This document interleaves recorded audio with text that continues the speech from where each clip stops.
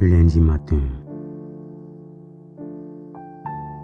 ça n'a pas été facile, mais finalement, je vais arrêter de la déshabiller du regard. Enfin, je vais pouvoir m'enivrer de son parfum de rose et déguster avec douceur ses formes de sirène. En fait, je m'apprêtais à savourer la meilleure partie de mon rêve quand le vent ouvrit ma fenêtre et envoya le soleil me réveiller. On aurait dit que c'était un coup monté. Passer brusquement du monde imaginaire à la vie réelle, ça demande très souvent un effort surréel. Hélas, c'est le lundi matin qui frappe à la porte. Il frappe tellement fort qu'on dirait qu'il utilise le marteau de Thor. Doucement là, tu te crois où? Il y en a qui dorment encore ici. Mais pourquoi le week-end est toujours autant pressé de s'en aller? Impossible de l'arrêter. Normal, puisqu'il va en balade en Ferrari, en compagnie de son ami Harry, et ils se font conduire par Michael Schumacher. T'inquiète, je vais y arriver. Michael Schumacher, c'est ça, non? Bof. De toutes les façons, même si je suis un grand fan, il m'a quand même mis un vent. J'ai essayé de l'interpeller, mais sur une piste de Formule 1, il est impossible de faire de l'autostop. Là, il faut se lever, mais j'ai la flemme.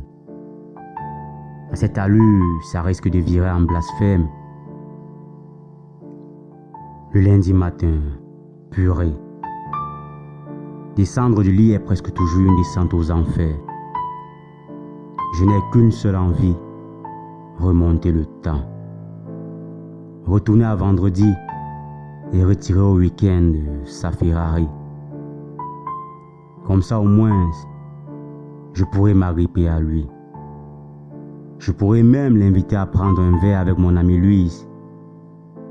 Et si je rentrais ma montre de 6 heures et que j'éteignais tout et je me recouchais, le temps ferait-il une pause afin de me permettre de terminer mon rêve en apothéose?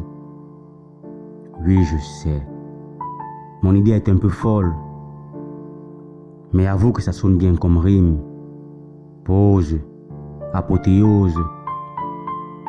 On pourrait même profiter pour prendre du thé rose. Du thé rose. Je raconte n'importe quoi là. Ça se voit que le lundi matin contient une dose d'alcool plus forte que tout ce que nous avons consommé le week-end. J'avoue que penser juste à ce jour, qui arrive toujours comme un poids lourd, me saoule et me rend malade. Tiens, en parlant de maladie, on pourrait simuler un mal de tête et rentrer dans la couette afin de mieux se remettre de la fête et ne pas devoir se remettre en jaquette lundi matin. Il y a des jours exceptionnels où je suis content de le voir. Sérieux, qui n'aime pas le lundi férié?